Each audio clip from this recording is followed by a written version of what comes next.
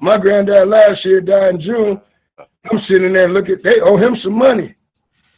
I'm looking at people that owe him money. Dang. I'm like, man, you owe him like $40 right now. I need that. Get some flowers. We can get some flowers, man. Yeah. We can get some churches chicken and some Popeyes. Yeah.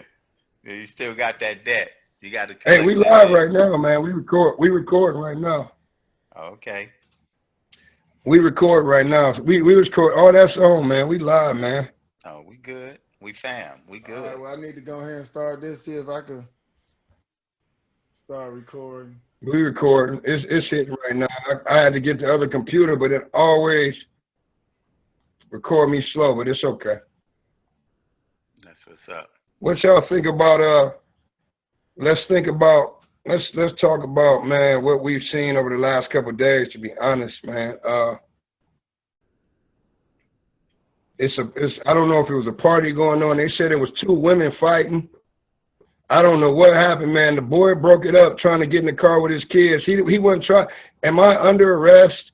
Did I commit a crime? He's walking to his car, and along the way to get in his car, because if I'm not being detained right now, why are you messing with me? And he goes. The gentleman recognized, standing right behind him. He knew he didn't have a weapon and just popped him, man. What do y'all think about that, man? Whoever wants to speak first. My only thing I want to say is before that, the news has said that the phone call, because I heard about the caller. The caller said something about he had some keys or something and that he wouldn't get it back. So that's what the news tried to say. That's why the police came. That it was a call, a 911 call about. Let you know that the viewers or whoever listening that there is a 911 call about him not returning some keys or something. I don't know exactly what it was, but I'm just letting you know why the police was there. But y'all can comment on it. Go ahead. Well, I mean, I don't the know the thing is background. this, man. As a black man, if I could have a sit down with a town hall of police officers, I would kind of ask them, in how many situations did you pull up and it was a family setting, how that was, regardless of how hostile or tense it is? How many times have you showed up to a situation like that and you ended up having a shootout or somebody shooting at you? So I want to know why, when you come to situations, your first instincts is to pull a gun. It's like that, to me, seems like you're trying to basically escalate the situation more than you are trying to de-escalate the situation. So I would like to know why anytime it's black people involved, the first thought process by a police officer is excessive use of force, not just use of force. Because in that situation, you hear people saying, well, why is he, walking to the car, whatever? Well, if the police felt like they didn't want him to get to the car, why didn't they tackle him? Why didn't they do, like, why would you think your first thing to do is to shoot this man? And it seems to me that you were allowing this man to get that far so that you can. It's kind of like when you own a home and they tell you that someone has to be in your home for you to be in the right for shooting them. You want to try to entice them to get in the door so you can shoot them and be in the right. I like that answer. It's like you could have ended it. Y'all could have basically stopped it, but y'all wanted to let it get far enough so that you can use excessive force. I see it. Antagonize.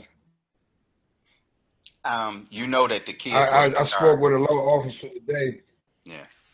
Yeah. I spoke to a law officer today, man, and I was talking to Coach Smith about it earlier, man. Like, he didn't agree with what went on, man. Jeff Ito, Akron police, man, but he was saying that he told me like this, man. He said he don't. His concern is not killing the man. His concern was going to jail.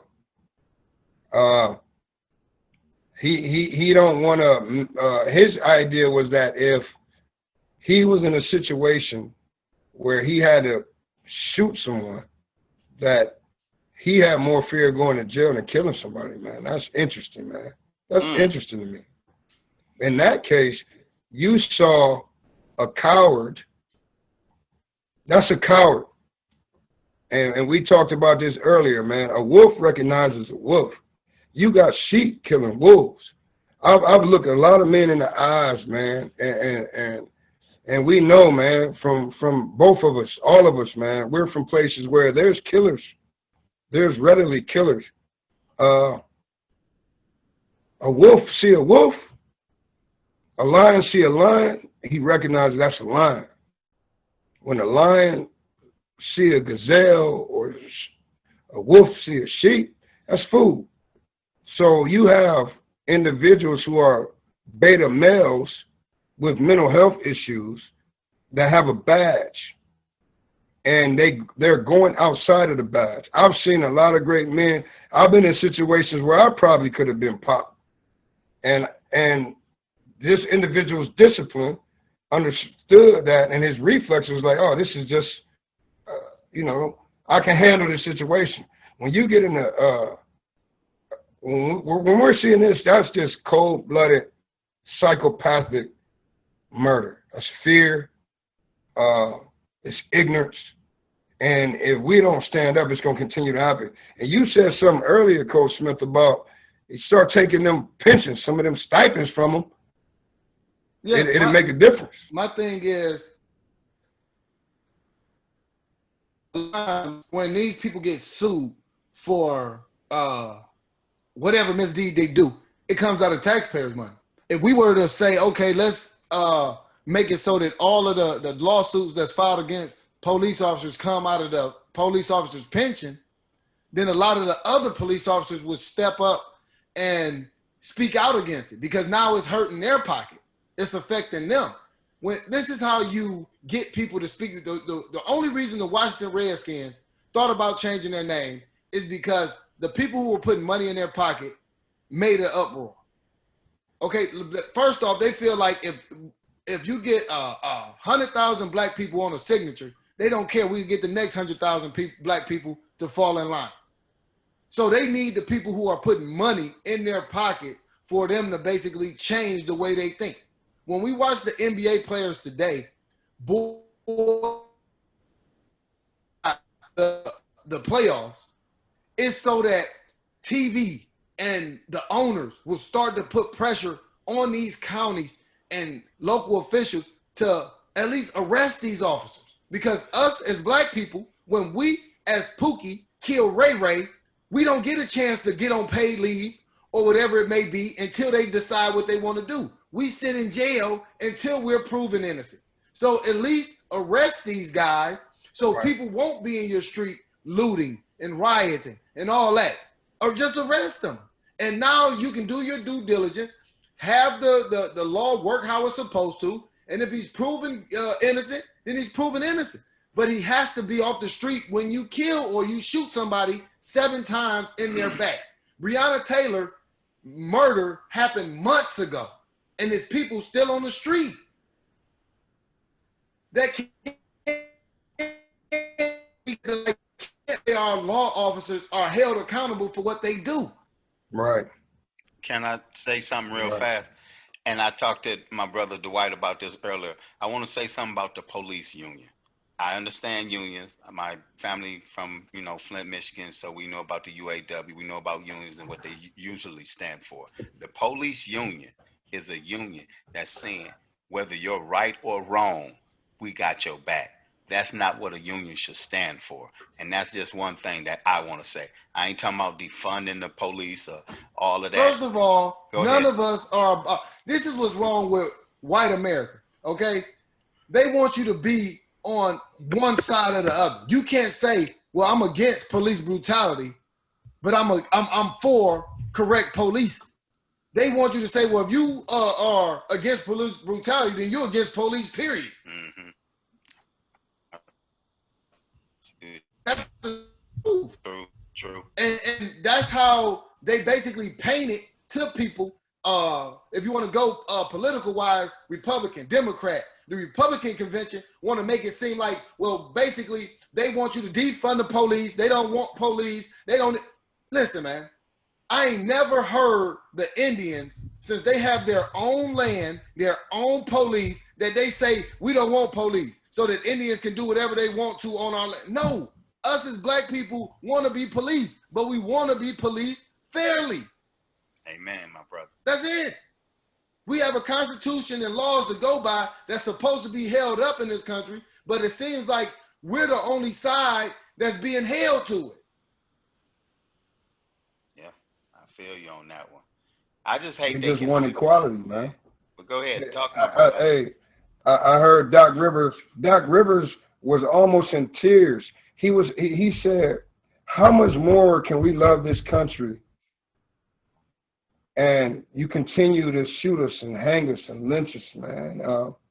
And he was brought to tears by that, man. He was brought to tears by that. I believe that. This man's father was a police officer. Yeah. So he understands that policing can be done the right way. Yes, Doc Rivers. Yes, in Chicago. So Doc, wow. In Chicago. So this ain't a man speaking from a place that he don't know. He knows that it can be done the right way. Yeah. That's the inside. You recording. Hey, Coach, you recording too, right? Man, I can't get this thing, man. Who you think you talking to? Coach Smith, you recording, right? Man, you know I can't get this thing. That's awesome. He don't know what he's doing, but we good. You know what I'm saying? Hey, but this that's the whole thing about this. And again, like it's when you talking about shooting a man 7 times in the back. Just listen how you would sound if somebody you was locked up and they say, "What you in here for?" "Man, I shot this man 7 times in the back." You think people would be scared of you? Like they'd give you props? You know what I'm just saying? They'd be like, "Well, you shot him in his back. Like, what, he was running from you? You know what I'm saying? Like, how do you feel that's a threat? You know, if his back is to you." Hey, y'all like, see all this footage? Yeah. Say that again. Y'all see all this footage, man, where they're you're looking on some of the social media where there's Caucasian males, European males threatening law officers and just surviving it. I mean, when the boy, the 17-year-old boy, I watched that like 9 times. He was attacked. I understand. They can try to explain it how they want to. He started popping people, but the fact that he walked past the law with his hands up, with a 3-foot weapon on his waist, and went home and went to bed, past all those cops, and he didn't look like a threat. He did not. Listen, and that's the imagery and the paradigm and the mentality. When it unfolds, it is these individuals, their truth is untruth. It's not real. Fear is false. Listen, man, they taught us this our whole life, K through 12, and we still send our kids to learn it. They make it as in black people are some diabolical race. Any type of person of color, they try to make it some type of diabolical race. Listen, man. Any type of atrocity that's happened throughout mankind has been done by white men. When we talk about what's happened to the Indians, it was white men. We talk about what's happened to black people, it's white men. We talk about the things that go on with school shootings, with the shootings at concerts or movie theaters, or it's white men. Because these are the only people who can wake up and feel like, I just feel like killing somebody today. No reason, nothing behind it. Because anytime that they want to talk about black on black crime, yes, it is. I am appalled by what we do to each other. But when we look at the crime, the initial crime is because somebody has wronged somebody or something has happened. something has happened why somebody is trying to hurt somebody. It's not this black person woke up and say, right. I just feel like killing somebody today. It's that's what we're getting when these people are going to schools. Yeah, African Americans, we are reactionists. We react. You know, Correct. we are reactionary.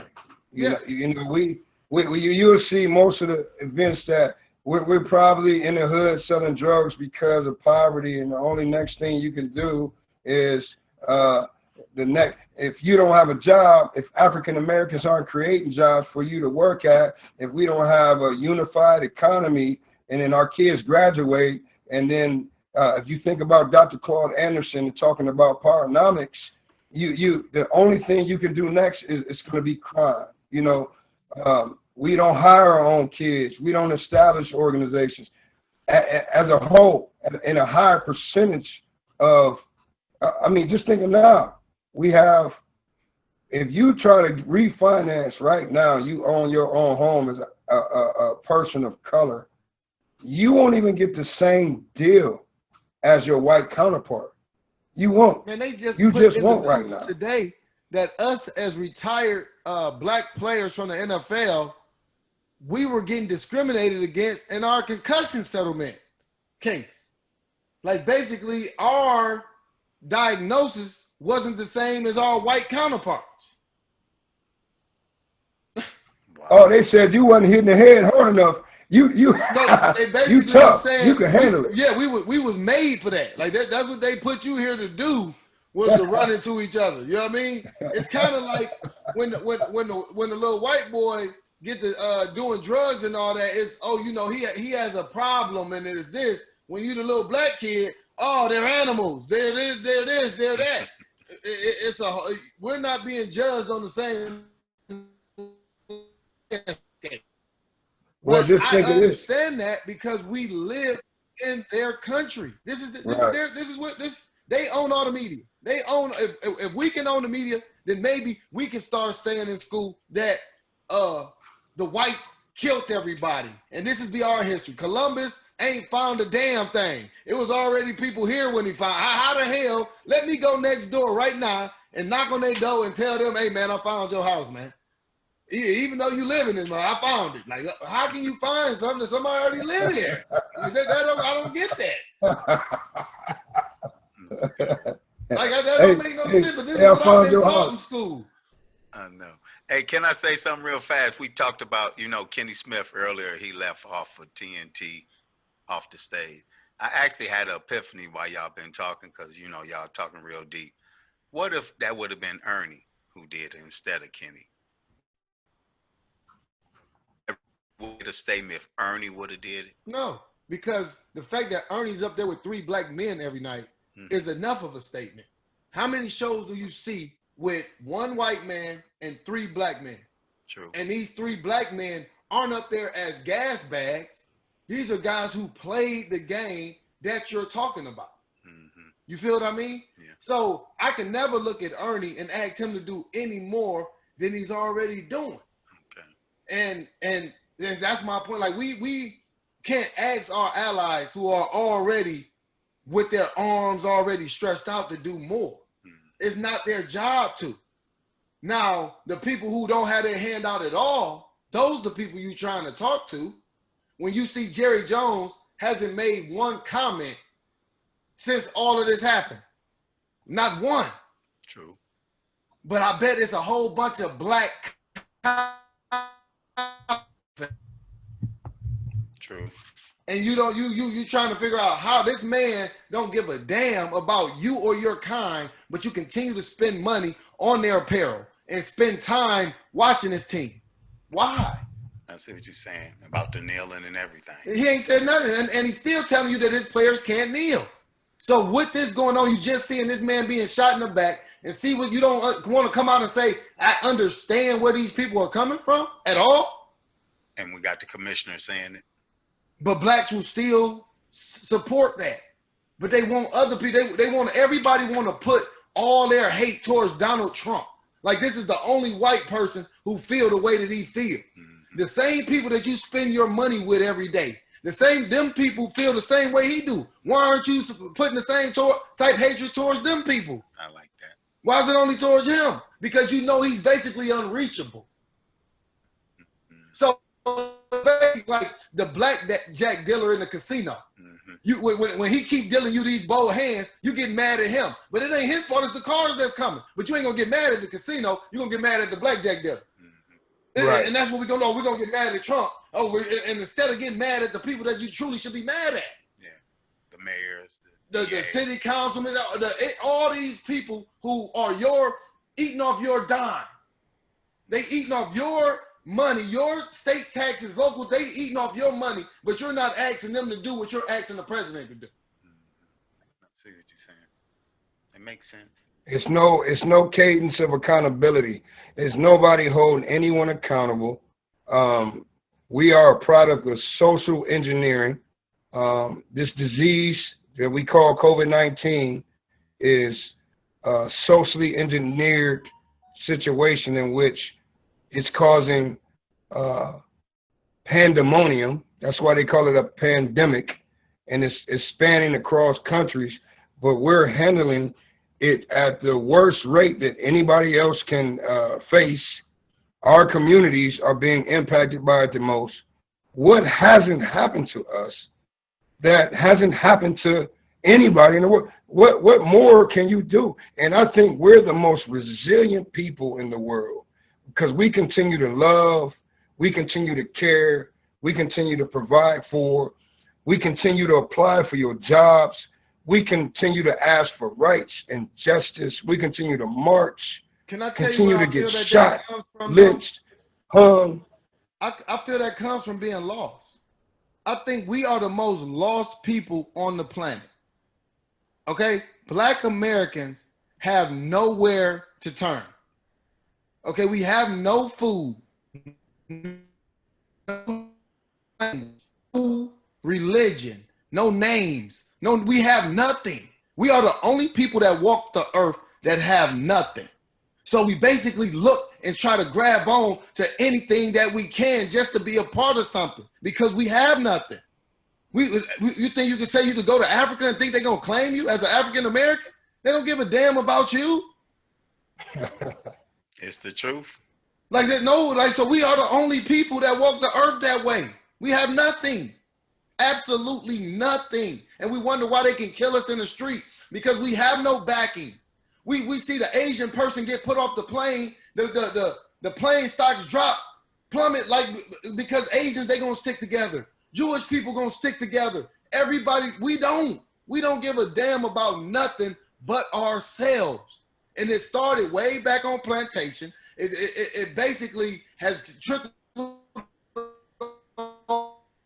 That's why we don't spend money together. If we do, we want to go in and ask for a discount. I ain't never seen a black person go ask Louis or Gucci for $1 off, but you go in a black store and be like, man, can I get this for this? Can I do this? We the only people that do that to our own. But we expect other people to treat us better. How? And you can't survive like that. You can't. If I own a company, if I give everybody a discount or the hookup, I can't survive. I can't. I will give you that same discount that Gucci gives you. If Gucci give you that discount, I'll give it to you. If Louis give you the discount, I'll give it to you. But you're not going to ask them for it, but you're going to come in my place and ask me for it. Like, it's like as soon as Jay-Z became the head of the NFL halftime show, all the black people in Miami was like, oh, man, people halftime show. It's like, how many times have the Super Bowl been brought to Miami and not one damn time was y'all talking about they didn't hook y'all up for the halftime show? But as soon as there's a black person that's the head of it, we're looking for a handout. We supposed to do this for us. We like, huh? So just because I've been in position to do this, now I'm supposed to just hand out. Why do we do that to each other? Why do we put that type of pressure on each other to where now I'm asking you to lose your damn job to do something for me? Well, real fast, to piggyback off of this stimulus package thing that's been going on, the $600. You know, a lot of black people have been getting that. They talking about cutting that. You know how people feel. A lot of people really benefited from that. I would just want to know how y'all feel, like how they should take this in the future, as far as, because we still don't have no stimulus. How many of them people save that money? None of them. Okay, then. So I don't want to hear the complaints when they take it away. You knew this wasn't finna be forever. You knew basically a lot of people you hear, oh, I'm making more money than I was making working. So why are you spending now more than you was when you was working? It don't make no sense to me. Like, we as a people got to stop basically poking ourselves in our motherfucking head and then asking for help, man. Yeah, we spend a lot, trillions. We spend 1.2 trillion retail wise.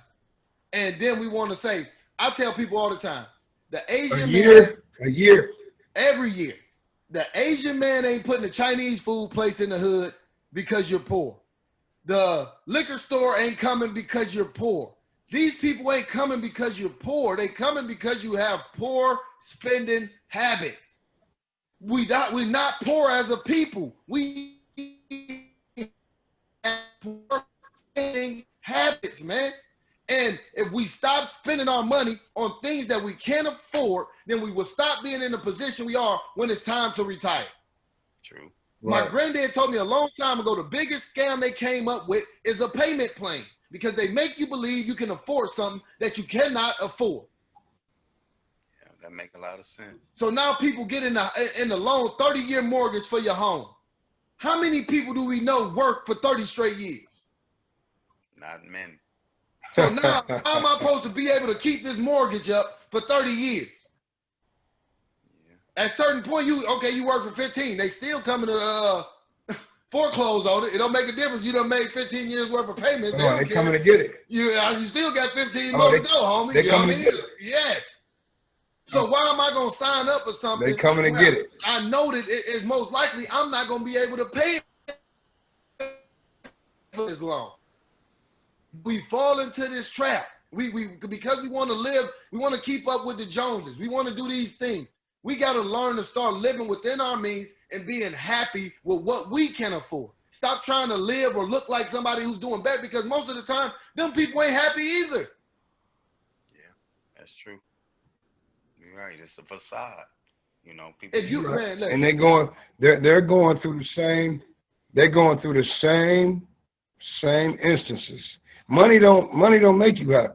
No. You can't tell me one person that when in the finality of it all, that money made you happy. If you're telling me that an outside substance produced your joy, then it's a false joy, and that's the problem. And people strive for the wrong thing. You should strive to make a difference. In the product of making a difference is the product of having financial success. And the creative power of making change is how you get wealthy. And we have to change how we look at this competitive outlook as far as capitalism and finance. And we need to start being creative in our mindset. When you watch a movie like what's the black superhero? Black Panther, ain't it? Uh-huh. What's his name? Yeah, Black Panther. Right. He had a substance, and in his Afrocentric thought, and his teaching, he understood that I am, so we are. So we have this product that we should share with the world. But he was hesitant. But in his nature, he understood that he should share this product with the world, but he didn't trust the world to share that product. And that's what we have in our system. We continue to give and share our product, our energy, our ideas. If during Black History Month or throughout the year, if you thought about every invention that an African American has done, because our white counterparts didn't work, so our inventions came out of making things easier. Our galoshes, our shoes, refrigeration systems, shovels and brooms and light. You know, we always created and developed ways to make life easier for us. And when they seen it, they will take it and utilize it and profit. Now, you might have the trademark on it. You might have the copyright on it, you know, but somebody's going to take your idea because you don't have wealth. It's a difference between being rich and being wealthy. Rich is cash rich, but wealthy. We don't own any substantial amount of land, any substantial amount of resource development, and that is the problem. And we can't hire our kids. We don't own our own education, and it's aching and ailing because as we know, we can help others know. And as we know ourselves, if we don't appreciate ourselves, there's going to be a level of disrespect that we always see, man. We're going to always see this slightness. And we can't communicate and challenge and debate and organize our thoughts because I work with these kids, man. I try to teach them how to defend themselves through their language, not through a pistol. Your words, man. I used to catch the bus, I never forget. Two things when I didn't have a car, when I used to catch the bus, and I was like in my 30s. I didn't have a car. But when I got on that bus and went to work, I had a tool belt, and people was all at my tool belt. And I had a book. And my book, man, when I went on that bus with a book, and when I walk around the neighborhood with a book, it looks like a gun. When you got a book in your hand and you carrying a book walking around, it's something so peculiar and not common. Man, what is that? They would stare at me like my book was a weapon, man. That's deep. So I got a question for you as far as us as a people moving forward, because everything has happened. So everything that has just happened is all past. We got to look at tomorrow. When we wake up tomorrow, what is on our plate? What are we looking for? Because all this, okay, the games are canceled. What are we trying to obtain? The games are canceled. So now what are you obtaining? Because you got to move on to the next step now. We already made that statement. Now what's your next statement? We don't have a plan. We don't have a plan. We don't have a plan. We as a people, we don't have a plan. We don't have a plan. You're going to go out and you're going to, and I thought about this, you're going to tear up the same streets you're going to need to live in the next day. You're going to shoot your own people. You're going to riot. You're going to crush. You're going to yell. You're going to scream. You're going to tell them, don't do this. Don't vote for this. Don't do that. And you still come out this chaos and you don't have a mission statement. You don't have a goal. You don't have a vision. You're not united in the small things. And it's been embedded in us to do this. If you don't have a plan after you do all this, after the dust clears, right? After you start rebuilding, after the smoke settles, we don't understand a national plan for us, which Dr. Claude Anderson did a great job in Powernomics of laying out that plan. And he predicted this. And I would hope that people would read that, Powernomics. We don't have a plan, bro. And we both coaches. We've all played football. You ever played for a coach that didn't have a plan?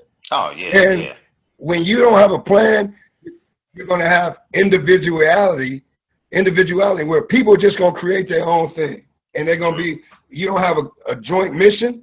You don't have a joint vision for a community as a whole across the world. And that's the problem. You can yell it all you want to. Black Lives Matter. Yeah, I know. I've been through that. But what's your plan? Barack Obama president? Okay. I was catching the bus then. I told all the elders on the bus, I'm on the bus, bro, city bus. I said, tomorrow, after Barack is elected, we still gonna be on the bus. Yeah. We gonna be on the bus going to work tomorrow. What is your plan to get off the bus? I tell everybody that about their team. When they out here, when their team win that game on Super Bowl Sunday, that next Monday, they up going to work. Why they team? But you so gung ho that this is my team. This is my everything. Like stop putting all your effort into these sports and things that don't matter, man.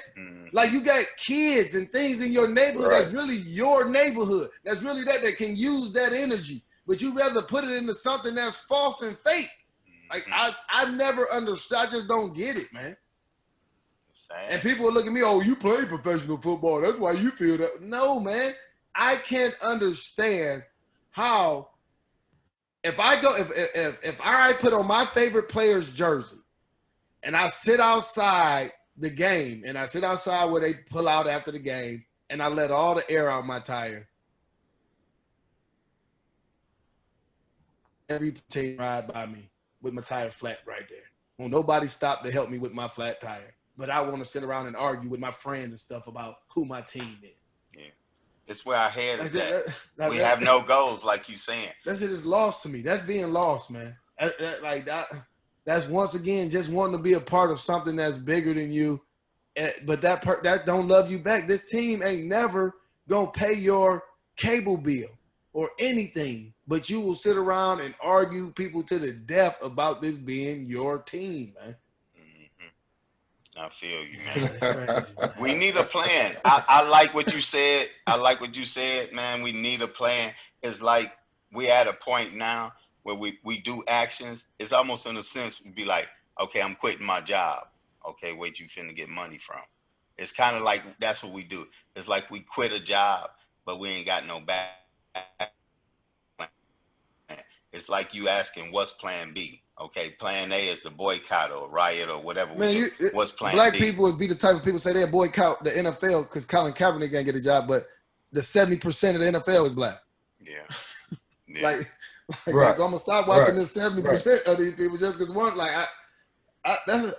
like you don't have any type of real meaning behind what you're doing, man. Like, show me some real meaning, I get behind it. But you want me to stop watching the other 70% because one person didn't like. Yeah. So whoa. So I'm gonna ask y'all something. Do you feel we need that type of Dr. King, Malcolm X type leader right now? Like we need somebody that can really speak for us. Like, do y'all feel like? I don't believe so because of right now. It's too many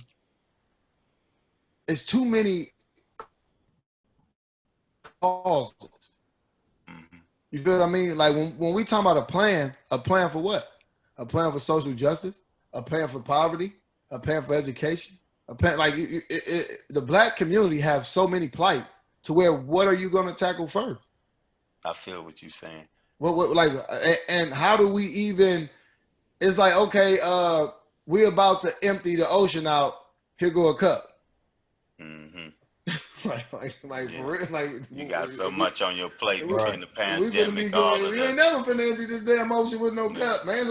So it's like we first gotta find out. Okay, well, what we gonna attack first? All right? Pandemic got to be first. Well, that's the whole country. I'm talking about as in for black folk. Oh, as in for black folks. What are we? And my number one thing always gonna go back to education because I don't believe you get anywhere if you don't have education. True. You could give people all the money in the world, they're gonna just go and give it back if they're not educated. So education is always where I'm gonna put my first stone at. I like that. What you feel would be yours? I read a book. I agree with D. What would be yours, my friend? I read a book.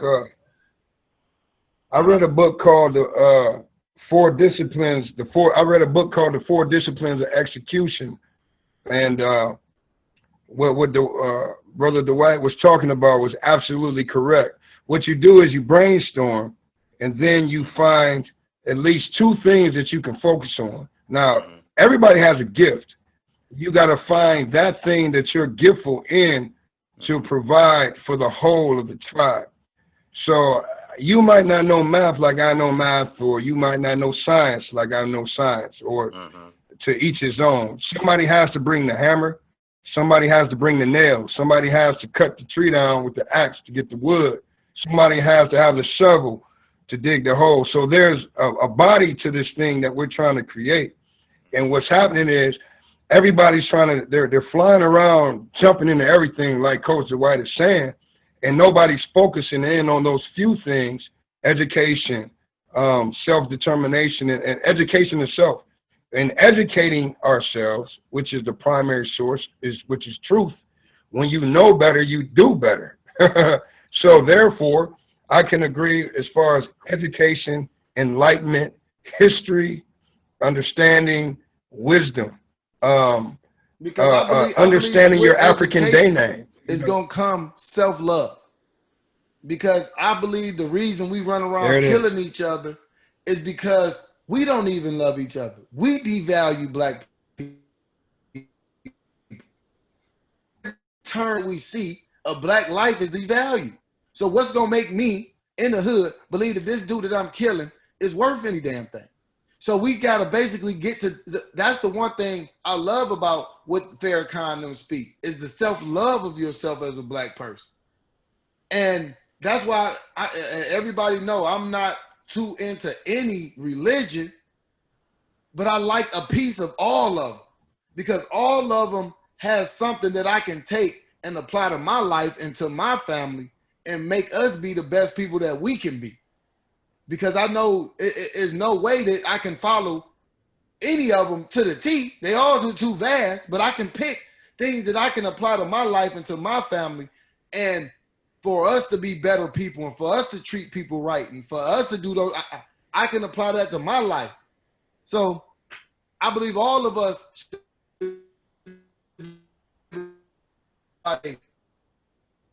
why can't I treat that person how I want to be treated? Why can't I give this person the same respect that I want to get? I like that. Right. Like, why can't we as human beings do that? Mm-hmm. So I got another quick question for y'all. Go ahead. But I got a quick question again. I like y'all education. Now y'all know education takes time. You know we're a microwave society. So what you're trying to tell us in 2020, we're going to see a change when? Because you know when we want this change, we want it like yesterday. But that's a problem about saying we're a microwave society because we're not. Nothing in life that's worth anything happens in a microwave. But we want it fast and now. Who cares how you want it? If you want it right, you want it done the right way. I understand that. Like, and that's pure. Like, you can't go and make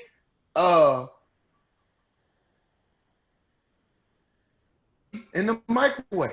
I'm with you. You like, regardless of how bad you try to do it, it can't happen. So regardless, you can't make the country as good as it need to be in a short amount of time. It can never happen. There's too many people. It's too, like, first off, Mississippi just abolished slavery in 2016. They just sent in their paperwork. So so regardless, every state, everything ain't ever gonna do how you want it to be done. It's not gonna work. But you understand what they're trying to say. They just want to see something. Can I see something right now that I know we making progress? But no, they're not. They not feel that way no more because they seen something with Barack being elected as president and did nothing change. So this generation ain't going for that no more. It ain't about no. I just want to see. No, they want action. They want stuff written. They want laws that's really actionable. These people, this new generation ain't as dumb as the generations before. They are educated. They have white friends. So they are basically entrenched in getting a better tomorrow for the next generation. Mm-hmm. All of our generations before us was wanting money. Mm-hmm. We weren't willing to lose our job or to do any of that to basically forward a cause. These kids, they willing to do all of that. Mm-hmm. I'm with you. What you think about that, and my brother? That's why they're not having children young. Mm-hmm. Well, if you see the pace that the kids are having, they're having children later. They're establishing their securities and finances early. You'll see some of them won't have babies, some of them to 40, 50 years old. You know what I mean? Because it's a individualized systematic paradigm that they've created. And because of these windows in which we're living in, and these territories through technology in which we created, and this invasion of privacy, the lack of socialization and communication, there's a numbness that's taking place right now. And they are socializing online, not in person, but their relationships are more online across circuits. So that's my black friend across the circuit more than that's my black friend across the street. So they have friending through concepts and ideas. So this younger generations, their ideologies are dominating, where they can TikTok something and say, everybody boycott the Trump campaign and don't go. And it'll spread across the world. Well, they're marching. Those are young kids marching, and in any movement, it's always been young people marching. It's always been, anytime there's a movement, it's always been the younger generation in the streets, and you see them. That's nothing new, man. What's our brother that just passed away? John Lewis. And he's getting his head beat in. Yeah. Yeah, Lewis. Yeah, John Lewis. Yeah. Getting his head beat in at like 20-something years old speaking in Washington, D.C. And on August 28th is going to be the anniversary of that moment in which crowds marched and came. That's like in the next couple of days, I believe.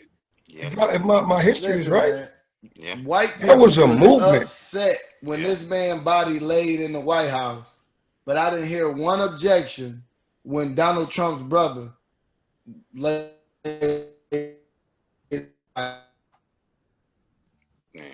Repeat that, because it froze. Hey, repeat that. It froze a little bit.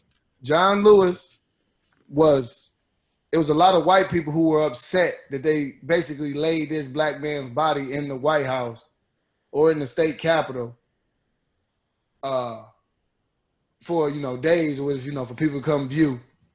But Donald Trump could have his brother's funeral at the White House. So this man has done more for our country than most people can even think of. But we're upset that he's there, but Donald Trump's brother could be huh? And that's how, you will hear. Hey, white people love Lewis. You will hear white people who say they so pro-America, they so patriotic, but then you'll hear them say that they love Melania Trump more than they love Michelle Obama. Yeah. One of them is 100% American. One is American, one's not. You so pro-American. I don't get. I don't get. It's the wrong color, America. I got you.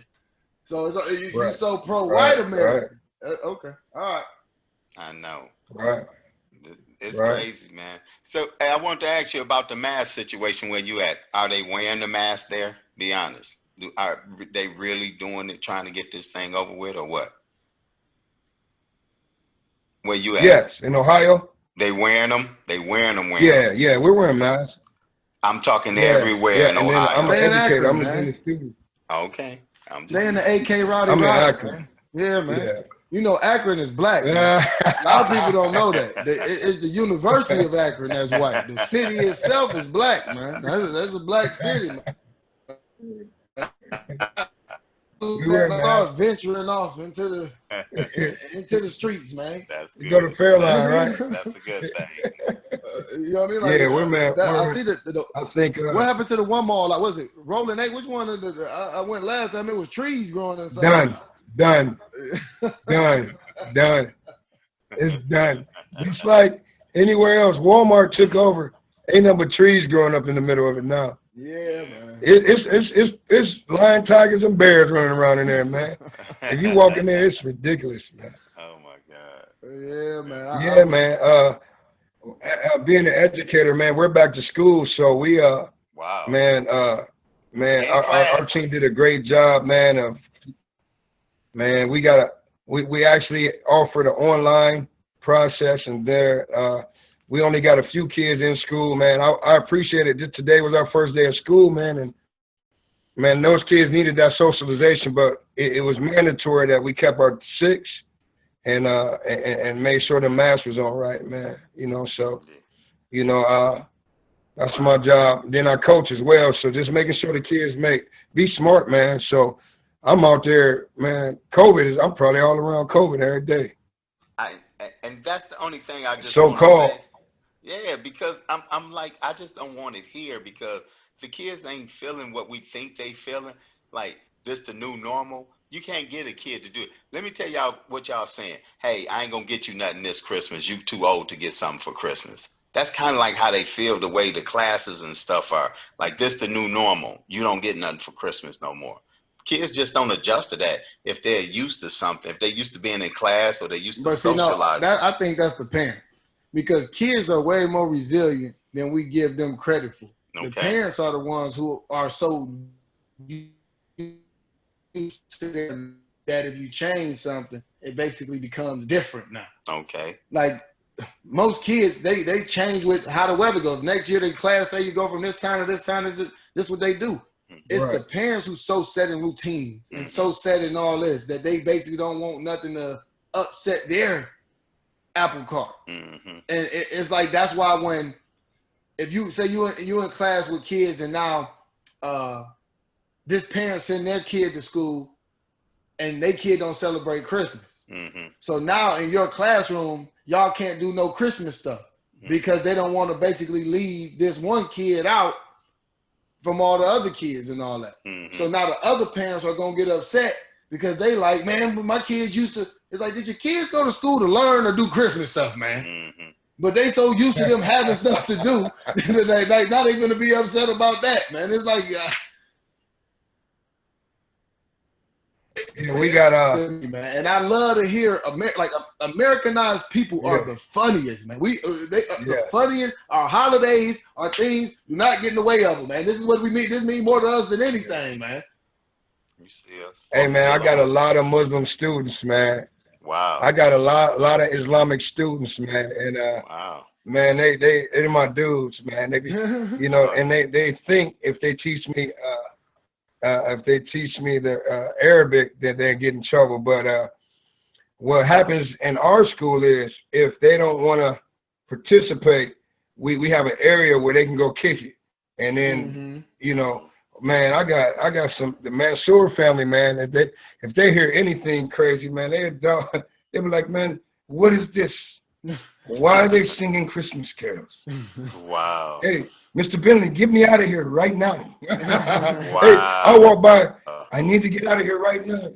You know what I mean? And I'll be like, man, let's go, man. We gotta, you know, so that we don't, if they don't like it, we won't expose them to it. We won't disrespect them in our school, but we're more of a charter school, so we can make different decisions. So, man, we gotta, during those times, Easter, Christmas, I mean, and they are shocked because of the humanity and understanding the principles. When I'm working with them, the law, the universal law that Coach Dwight was talking about, there's a universal law in most religions, because some of them are sacrilegious.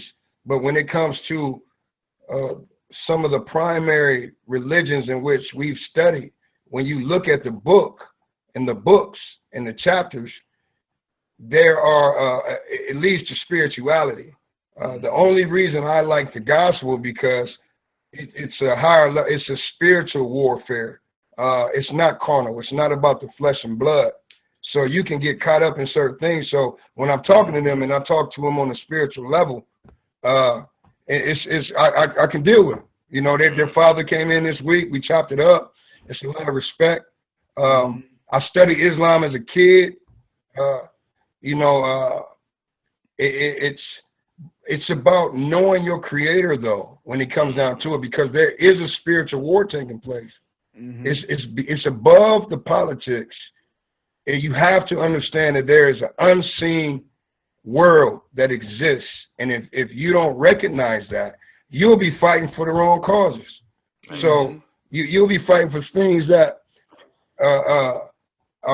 one of our spiritual leaders said, I'm not of this world. Because if I was of this world, I would call some angels down to bust you in the face right now. But for this purpose, I came into the world, you know. So, and I've seen that spiritual war. I've seen it take over families as far as some of the spiritual evils.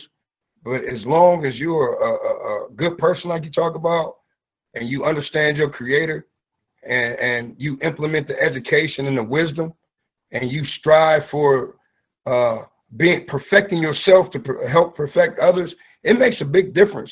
If you don't think about this corona, and if you think sick, you're gonna get sick, man. I like what you just So said. I'm not gonna get sick. I'm not getting no. I like I'm not that. gonna. If you dwell in it and you rest in it, anything, your mind has the power to create, and that's why you're created in the image of God, because you're created in His creative image. So anything you think about, really, you can do if you think about it.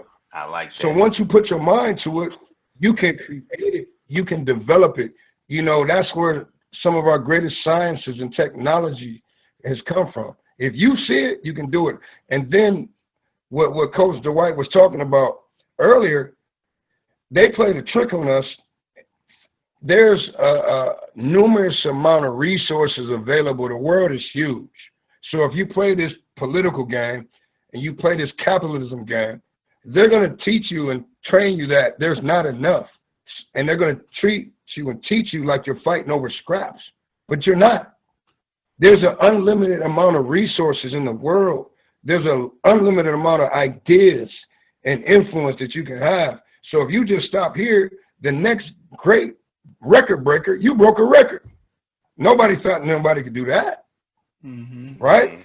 So the next best thing, the next best product, the next great resource is still out there. But they'll teach you that it ain't nothing left and got you fighting over crumbs that ain't even crumbs, man. Hey, Trump don't own nothing. The creator owns it. He's the creator. Trump don't own nothing, bruh.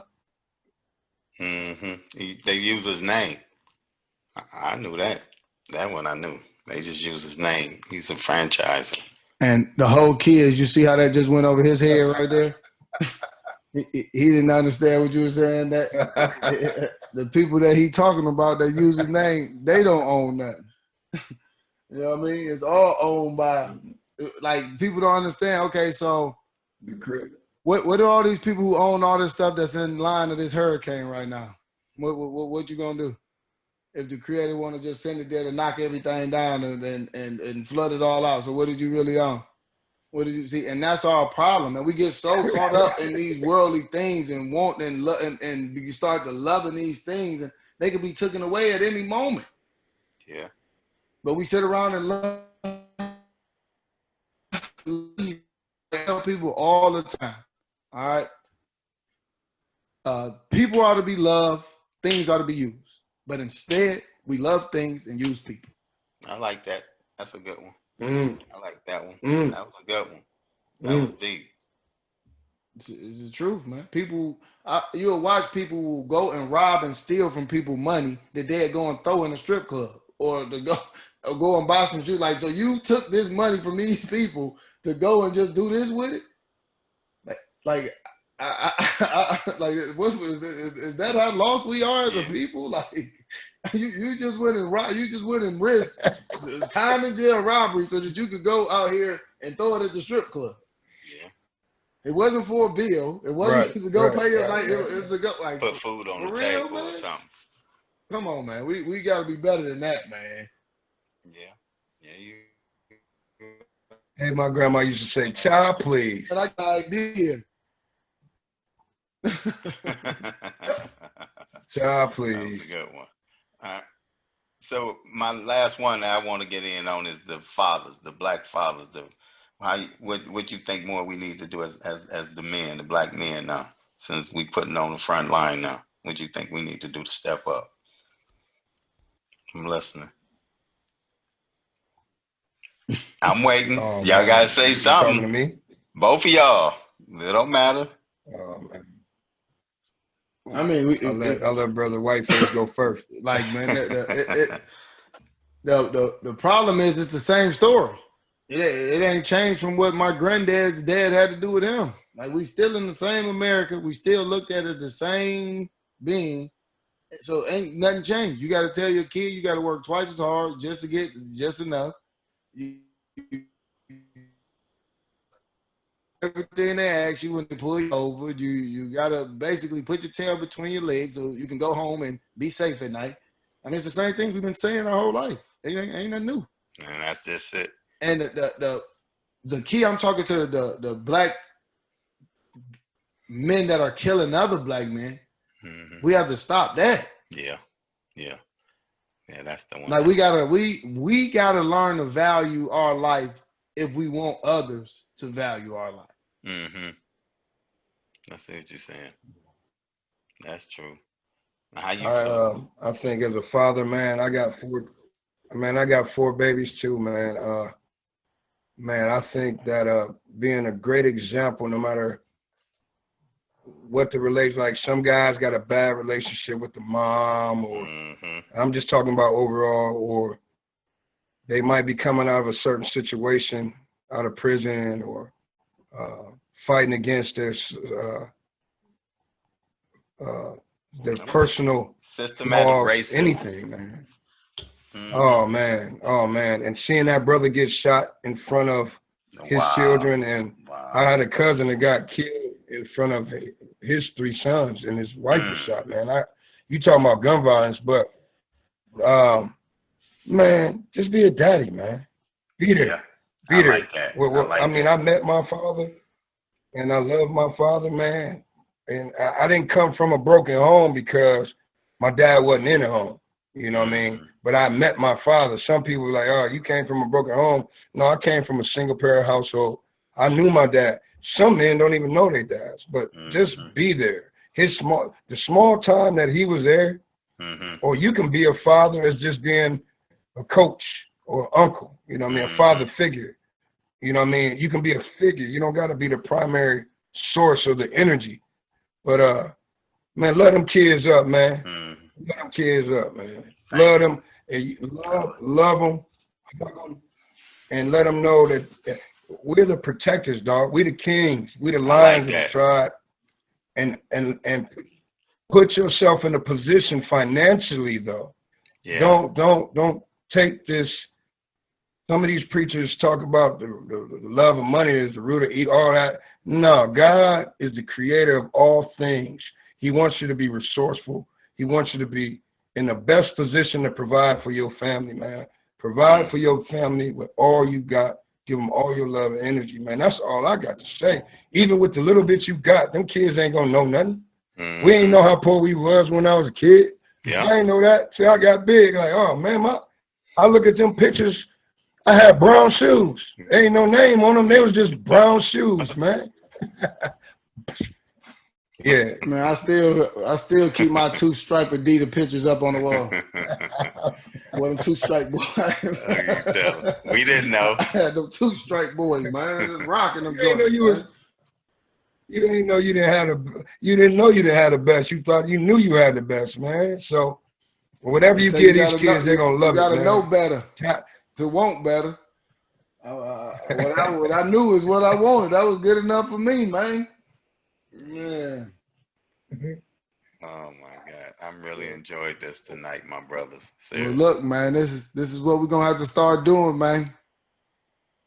Getting these topics, getting them more on, often, man. On tape, more man, often. So we can have a whole file full of talking, man, and knowledge for others to hear. And now's the time, man.